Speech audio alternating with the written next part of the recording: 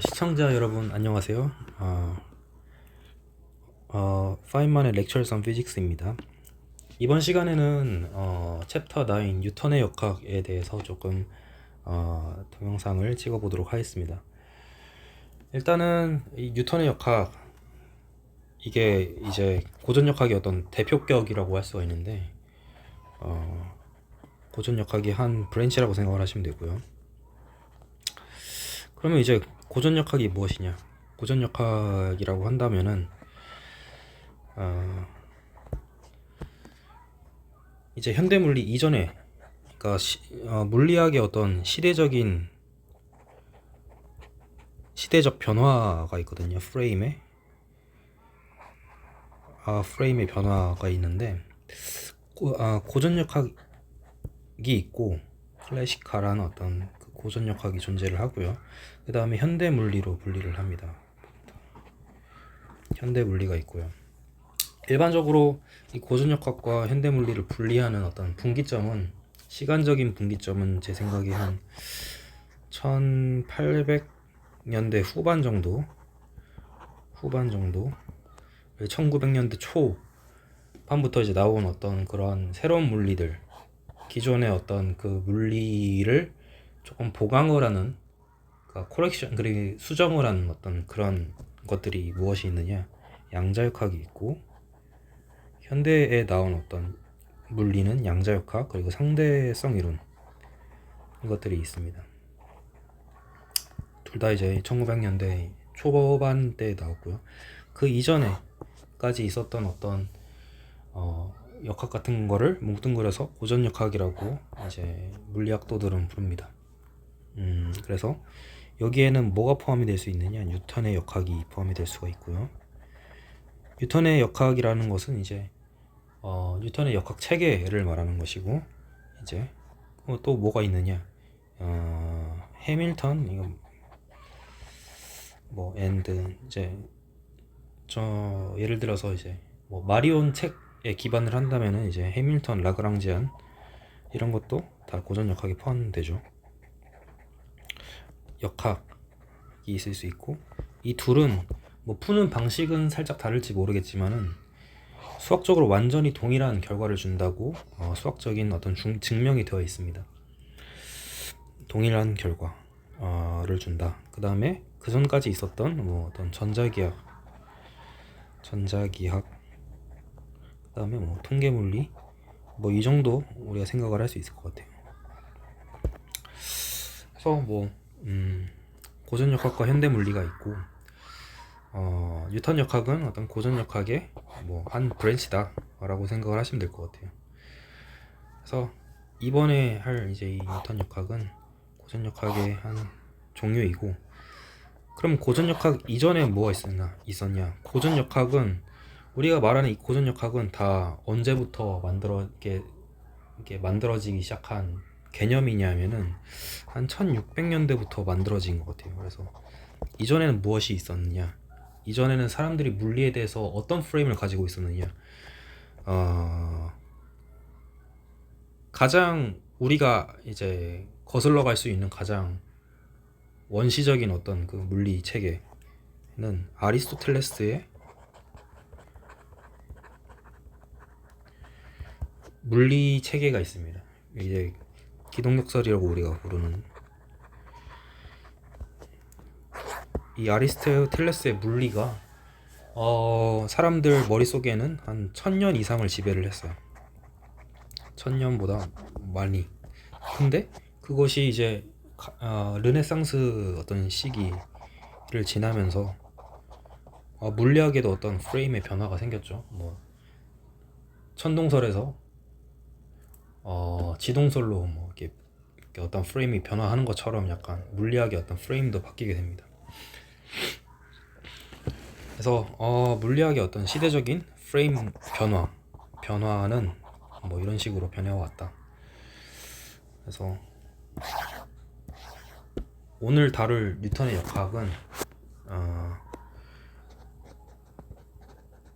세 가지 법칙으로 정리가 가능합니다. 뉴턴의 운동 법칙이 있어요. 운동 법칙 세 가지가 있습니다. 1, 2, 3. 이 뉴턴의 운동 법칙은 진짜 세계의 저서라고 알려져 있는 뉴턴의 어떤 프린키피아라는 책에 집대성이 되어 있고요. 요거는 자연 철학의, 한국어로 이제 번역을 하면 자연 철학의 수학적 원리라는 뜻을 가지고 있습니다. 아주 그런 멋진 어떤 제목을 가지고 있죠. 그래서 자연 철학이라고 하는 것은 결국에는 지금 말로는 과학이라고 불러도 무방합니다. 왜냐면은 이 철학의 철자가 생각 철자거든요. 그래서 그때 당시에는 어떤 뭐 현대 우리가 과학이라고 부르는 것을 과학이라고 부르지 않았어요. 철학의 한 브랜치라고 인식을 했거든요. 이 철학이라는 것이 무엇이냐면은, 이 철학이 결국에는 생각 철자니까 인간의 생각에 대한 모든 학문을 다 철학이라고 불렀어요. 그래서 철학의 그 범주가 굉장히 크거든요. 그래서 학문이라는 것은 결국엔 인간의 어떤 그 인간 지성의 어떤 인간이 생각한 어떤 그런 것들의 작용이잖아요. 인간의 어떤 생각 작용들. 그렇기 때문에 인간의 생각에 대한 모든 학문은 다 철학이고, 그리고 그것이 인간이 생각을 하는데 자연에 대해서 생각을 한다. 어떤 자연의 원리. 그것이 우리가 지금 물리라고 부르는 것이잖아요. 근데 그때 당시에는 자연에 대한 인간의 생각을 자연 철학이라고 불렀어요. 그래서 뭐 자연 철학은 이런 뜻이다. 그때 당시에는 과학이란 말을 안 썼고 물리란 말도 안 쓰고 그냥 이제 철학의 한 브랜치라고 인식을 했다. 근데 그거를 자연 철학을 수학적으로 한번 풀어보겠다. 수학적 원리. 수학적으로 이제 해가지고 나타내가지고 그 원리를 한번 캐보겠다. 약간 이런 느낌인 것 같습니다. 그래서 프린키피아에 나타나 있는 뉴턴의 운동 법칙 세 가지가 있는데요. 대표적으로 첫 번째가 바로 관성의 법칙입니다. 관성의 법칙. 두 번째가 가속도 법칙입니다. 가속도의 법칙. 세 번째가 작용 반작용의 법칙입니다. 근데 책에 파인만 책에 나와 있지만은 이 챕터 9에서 주로 다룰 것은 이 관성의 법칙이랑 가속도의 법칙이고요. 작용 반작용의 법칙에서는 이제 챕터 10 다음 챕터에서 좀 더 자세하게 다루겠다고 이제 말을 하고 있습니다. 그래서 이 관성의 법칙이 무엇이냐? 수학적으로 표현을 하면은 외력이 존재하지 않을 때, 그러니까 F external이라고 할게요. F는 force를 말하는 것이고요. 이 external이 붙었으니까 외부에서 주어진 어떤 힘을 말합니다. 이것이 만약에 0이다. 외력의 합이 0이다. 이면은 물체는 초기 운동 상태를 유지하려는 성질을 갖는다. 이걸 한마디로 관성이라고 부르는데, 그래서 관성의 법칙이라고 부릅니다. 이게 물체가 외력이 주어지지 않으면은 이렇게 초기 운동 상태가 변하지 않는다는 거예요. 그러면은 만약에 외력이 존재한다면은 external 이게 0이 아니라고 하면은, 만약에 그 물체가 외부에서 힘을 받는다면은 그러면 운동 상태가 변한다는 거네. 맞습니다. 운동 상태가 변하는데 어떻게 변하는가? 그거는 가속도의 법칙에 따라서 변합니다. 자, 요거는 어떻게 수학적으로 표현이 가능하냐면은 F equal ma라고, 이게 엄청나게 유명한 아주 위대한 어떤 진짜 이 세상의 어떤 그 웬만한 물리 그 시스템의 어떤 작용하는 그 어떤 물체의 운동 상태를 나타내는 어떤 방정식 중에서 가장 간단하면서도 위대한 형태라고 할 수 있습니다. F equal 이모에 이게 이제 뉴턴 법칙에서 나오는 것이고요. 그러면 이제 외력이 주어졌을 때 사물에 물체가 운동 상태를 변화를 시키는데 어떻게 변화시키느냐, 이런 걸 설명을 하는 겁니다. 여기서 force, 이게 F는 외력을 말하는 것이고요. M은 질량을 말하는 겁니다. 그 사물의 질량. A는 가속도를 말하는 겁니다. 이 가속도 저번에 설명을 드렸는데, 그래서 여기서 가속도가 나오기 때문에 가속도의 법칙이라고 부르는데, 이 가속도라는 것은 결국엔 속도의 시간 미분입니다. 속도의 변화량을 말하는 거거든요. 한마디로 힘이 주어지면은 속도가 시간에 따라서 변화한다는 것을 말을 하는데, 그 변화하는 정도는 어느 정도냐? 이 식의 비례상수가 질량입니다. 질량. 이게 질량 반비례 해가지고 그것이 속도가 변화한다라는 것을 표현하는 어떤 그 식입니다. 그래서 여기서 알 수 있듯이 물체의 운동 상태가 크게 변하기 위해서는 어떻게 해야겠어요? 요 A를 크게 하게 만들기 위해서는 질량이 똑같은 힘이 주어졌을 때 질량이 작거나, 또는 힘이 아주 크면 되겠죠. 똑같은 질량이면은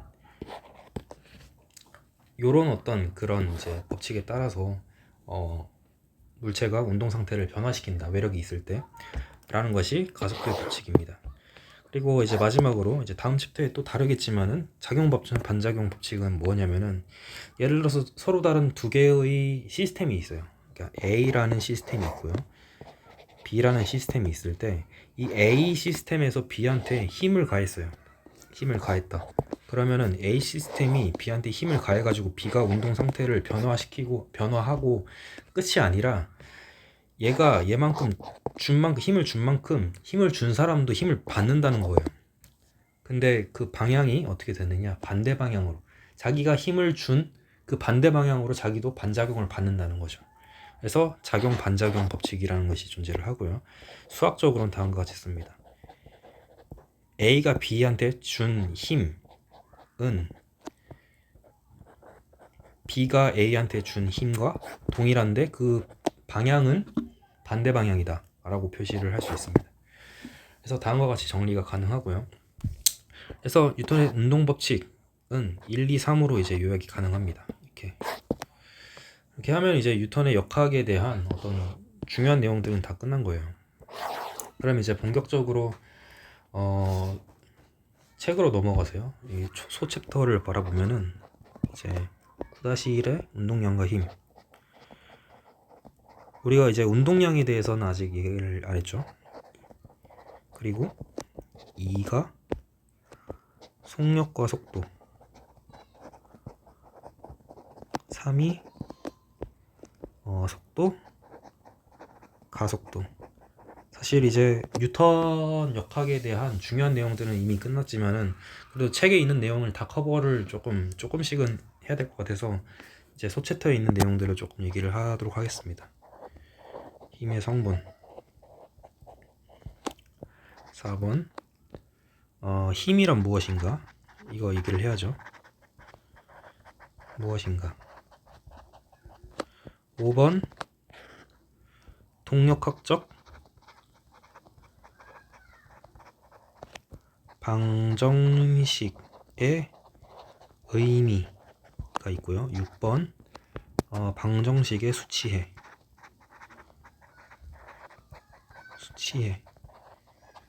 7번 행성의 운동. 근데 여기서 6, 7번은 제가 따로 다루지는 않겠습니다. 왜냐면은 이 동력학적 방정식의 의미에서 한 가지 우리가 그 시스템을 배울 거거든요. 이 동력학이 어떻게, 뉴턴의 동력학이 어떻게 작용하는지 그거를 설명을 하고 난 다음에 그 체계가 실제 동작을 한다는 것을 예시로 보여주는 것입니다. 그래서 요곳에서는 예시를 푸는 그런 작업을 할 건데, 근데 수학이 이게 동원이 됩니다. 근데 제가 최대한 이제 수학적인 어떤 그런 내용들은 빼고, 물론 이제 대학교 강의라면은 수학적으로 이제 증명을 해야겠지만은 최대한 이 동영상에서는 그 어떤 그런 내용들을 빼기 위해서 시간이 너무 길어지니까 이거는 다루지 않고요. 그 다음에 이제 제가 이전 챕터에서 속력과 속도에 대해서 얘기를 하면서 이것들이 어떻게 다른지 말씀을 드렸어요. 그리고 속도, 가속도에 대해서도 얘기를 했고요. 그러면은 이제 남는 것이 운동량과 힘이 무엇인지, 힘의 성분이 무엇인지, 힘이란 무엇인지, 그리고 동력학적 방정식의 의미까지 커버를 하면은 이만큼 커버가 가능할 것 같습니다. 그럼 일단은 이 힘이 무엇인지 다루고요. 그러면 성분, 힘의 성분을 이라는 것이 무엇인지, 그 다음에 운동량에 대해서 얘기를 하고요. 그 다음에 동력적 방정식에 대해서 얘기를 하겠습니다. 자, 이렇게 얘기를 하면은 웬만큼 끝날 것 같아요. 자, 그러면은 힘이란 무엇이냐? 아까도 이제 얘기를 했지만은 결국에는 이 힘을 받아가지고 물체가 운동 상태를 바꾸죠. 그래서 물체의, 달리 말하면 물체의 운동 상태를 변화시키는 원인이 되는 것이라고 정의를 할 수 있습니다. 이 힘이라는 것은 직관적으로 우리가 뭐 어디에 힘을 준다 이거랑 비슷해요. 사실은 우리가 어디에 힘을 준다고 했을 때 거의 틀림없이 우리가 그 시스템에 힘을 주는 게 맞을 겁니다. 그래서 직관적인 어떤 어떤 우리가 생각을 하고 있는 어떤 그런 관념적인 힘과 이 물리학에서 말하는 힘은 거의 일치를 할 겁니다. 그래서 물체의 운동 상태를 변화시키는 원인, 이 힘이고 F 이퀄 MA로 표시가 가능하다. 그리고 A, 아까 말씀드렸듯이 A 이퀄 V의 시간 미분이다. 이렇게 할 수가 있고요. 여기서 이건 또 알 수 있죠. 이게 V가 변화를 하는데 그러면 어떻게 변화를 하느냐 이거거든요. 시간을 두고 시간에 따른 어떤 그 미분이잖아요. 이게 왜 이렇게 아래에 있지? 다시 한번 쓰겠습니다.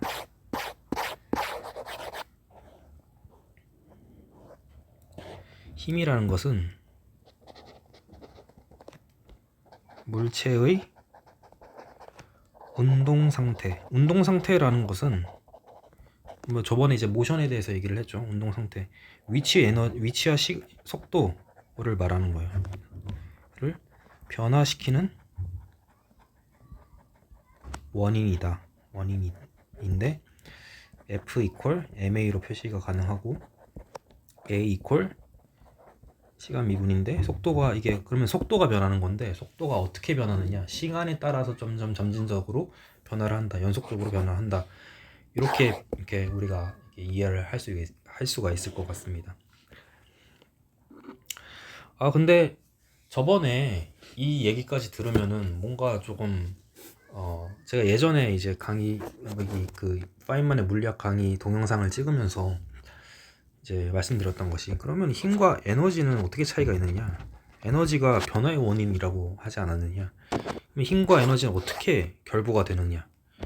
요거는 이제 어떤 현상의 원인이라고 했죠. 현상의 원인이자 어떤 시간적인 어떤 변화의 원인이 되는 것, 모든 변화의 원인이 되는 것이 에너지다, 이렇게 얘기를 예전에 드렸어요. 에너지란 무엇인가 챕터에서. 그러면 힘과 에너지는 어떻게 결부가 되느냐? 이것도 운동 상태를 변화시키는 거네. 에너지도 변화의 원인이라면서. 그러면은 힘과 에너지에 어떤 관련이 있느냐? 이 힘이 그러니까 힘의 근원이 에너지라고 생각을 하시면 됩니다. 그러니까 결국에는 원인은 에너지인 거죠. 에너지가 존재를 하면은 힘을 줄 수가 있는 것이고, 그러니까 힘을 줄 수 있는 능력을 말하는 것이에요. 그러니까 힘을 주어지면 운동 상태가 변하는 것이고, 한마디로 에너지가 존재를 해서 힘이 가해지고 그래서 힘을 받은 사물이 운동 상태를 변화시킨다, 이렇게 생각을 하시면 될 것 같습니다.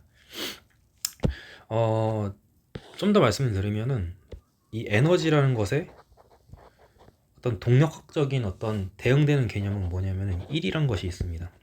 둘 다 차원은 줄이라는 어떤 그런 차원을 가지고 있고, 요거는 이제 뉴턴 미터인데, 뉴턴 미터와 줄은 똑같은 것인데, 이 뉴턴은 힘의 단위입니다. 힘 곱하기 이건 미터는 길이죠. 길이. 그렇기 때문에 이 1이라고 하는 것은 A부터 B까지 주어지는 이 1은 어떻게 계산이 되느냐? 힘을 주는데 ds가 그러니까 그러니까 힘의 작용, 이거 한글로 씁시다. 힘의 작용 방향으로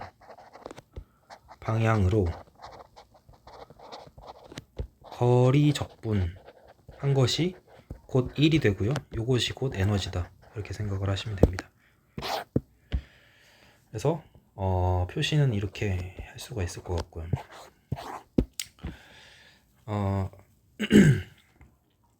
그래서 어떻게 보면은 이제 힘이 이제 가해지는데, 그것이 공간에 대해서 투사가 됐을 때 힘의 공간 투사가 곧 에너지다 라고 생각을 하실 수가 있을 것 같습니다. 자, 그러면은 힘에 대해서 얘기를 했고, 운동량에 대해서 또 얘기를 해야겠죠. 운동량이 무엇이냐? 운동량이라는 것은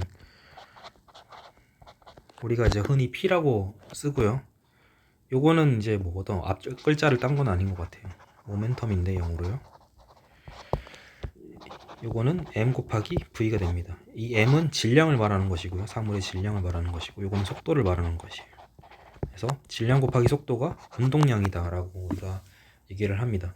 그러면 힘과 어떤 관련이 있느냐? 이게 힘과 관련이 있습니다.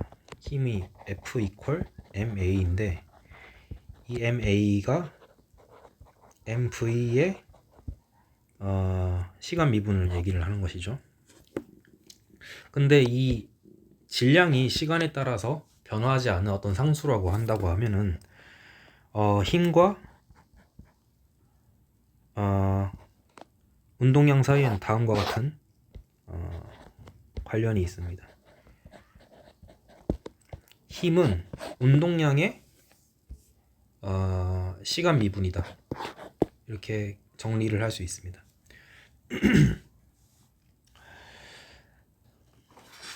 자, 그러면 이제 운동량의 시간 미분이, 그러니까 시간에 따른 어떤 운동량의 변화량이 곧 힘이다. 이렇게 생각을 할 수가 있는 것이고요.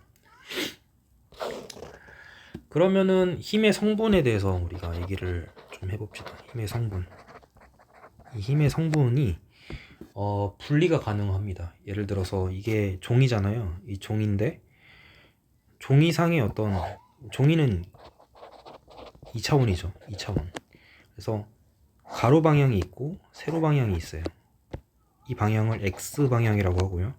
이 세로 방향을 Y 방향이라고 한다고 하면은 힘은 이 각 방향으로 분리가 가능합니다. 그래서 종이가 2차원이면은 2차원상에 나타나는 힘은 X 방향, 가로 방향, 세로 방향으로 분리가 가능합니다. 두 가지 방향으로 각각의 이제 방향으로 분리가 가능하고요.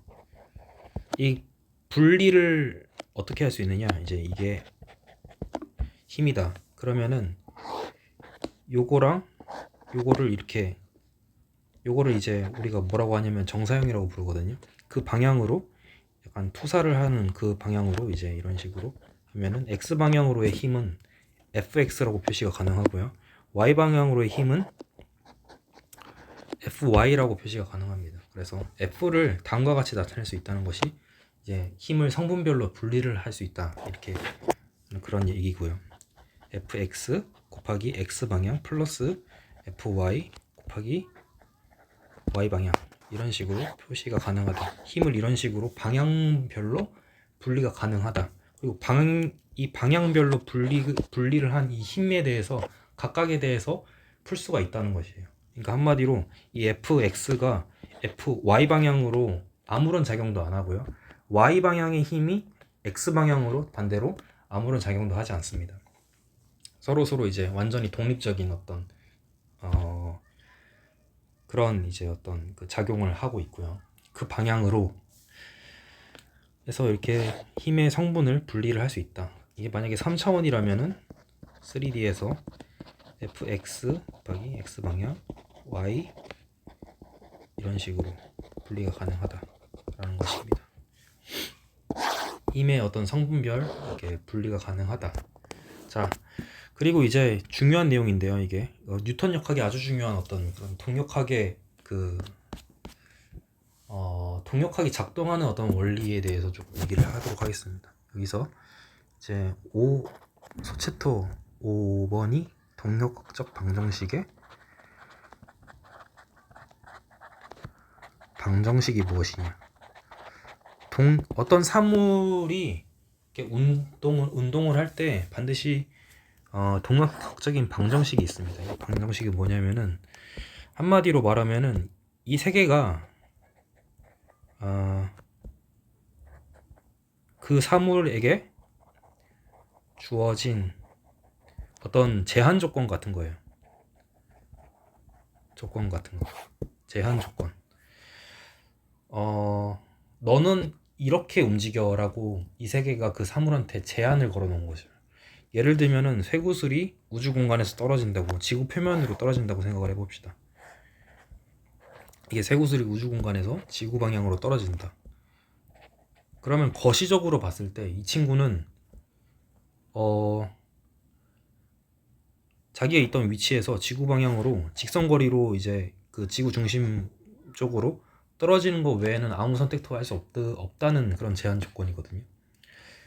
그래서 그런 제한 조건을 수학적으로 나타낸 것이 동력학적인 방정식입니다.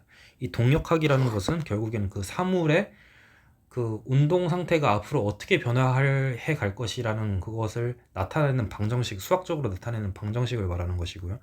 그것이 뭐냐면은 결국에는 그 사물한테 주어진 어떤 제한 조건입니다. 그 사물이 어떻게 움직일 것인지 이 세계가 가르쳐주는 어떤 그런 수식이라고 이렇게 말을 할 수가 있습니다. 그래서 예를 들면은 여기서는 이 친구한테 가해지는 어떤 가속도는 중력장에 의해서 이 친구가 가속도를 받겠죠. 그렇기 때문에 이런 식으로 표현이 가능할 겁니다. 이게 중력 상수고요. 중력 가속도고요. 이게 마이너스 방향이라는 것은 가까워진다는 것이죠. 그래서 이 친구는 지구에 점점 더 가까워지는데 1초당 중력 가속도만큼의 가속도를 받으면서 그 운동 상태를 바꿀 거야 라고 이제 제한을 걸어 놓은 겁니다. 그래서 이 친구는 이거 외에는 아무것도 힘을 받지 않는 것이죠. 물론 이제 공기가 없다, 뭐 공기 저항력 이런 거 무시를 했을 때 얘기입니다. 그래서 뉴턴 역학이 동작하는 어떤 원리에 대해서 조금 말씀을 드리면은, 뉴턴의 동력학 원리는 우리가 예를 들어서 한 t라는 순간에서의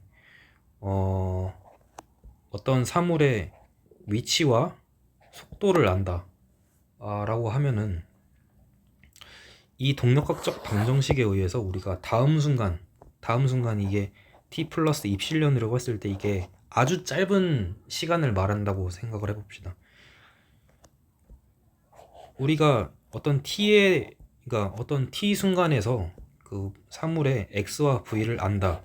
그러면은 여기에 그 동력학적인 방정식 f라는 것을 알면은 이 t 바로 다음 순간에 x와 v에 대해서, 그러니까 위치와 속도에 대해서도 우리가 알 수 있다라는 것이에요. f를 통해서, 그러니까 이 동력적인 방정식에 의해서. 예를 들어 볼까요?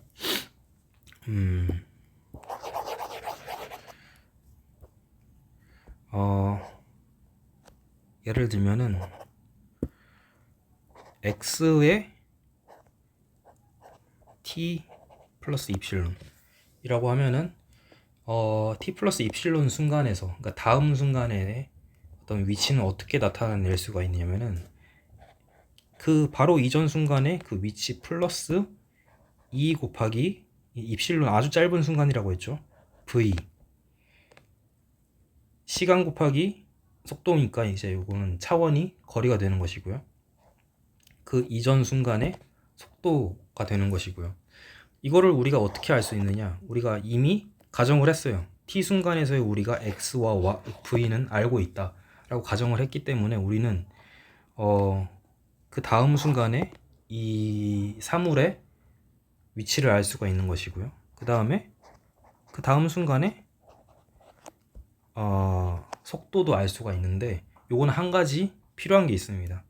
요거는 어떻게 나타낼 수 있느냐, vt 플러스 2 곱하기 a인데 이거 가속도입니다. 이렇게 표시가 가능해요.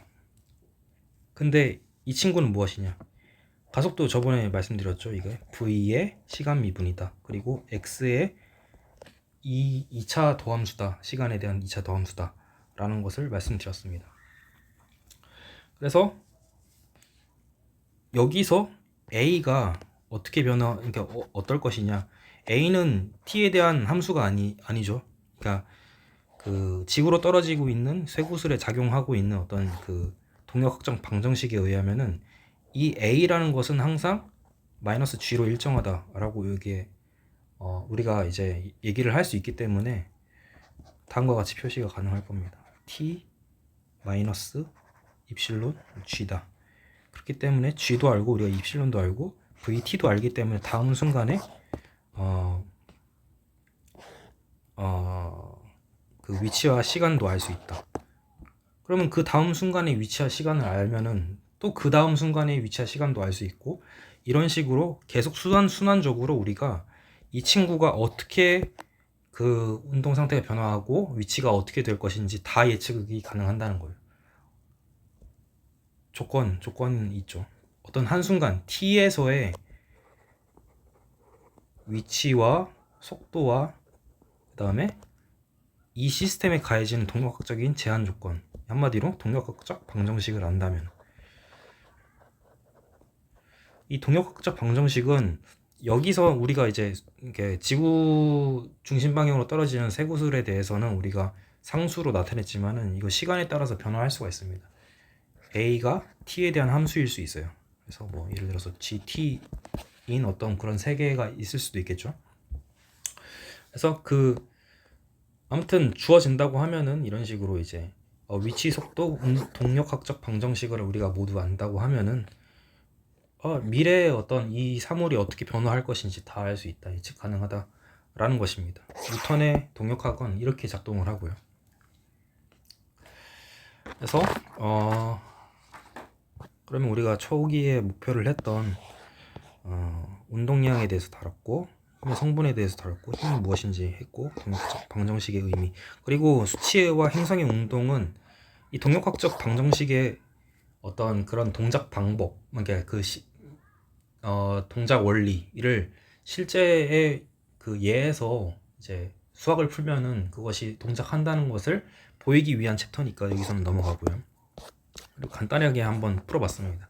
그래서 뉴턴의 역학에 대해서 이번 챕터에서 다뤘는데 이렇게 챕터 9을 조금 마무리하도록 하겠습니다. 들어주셔서 감사합니다.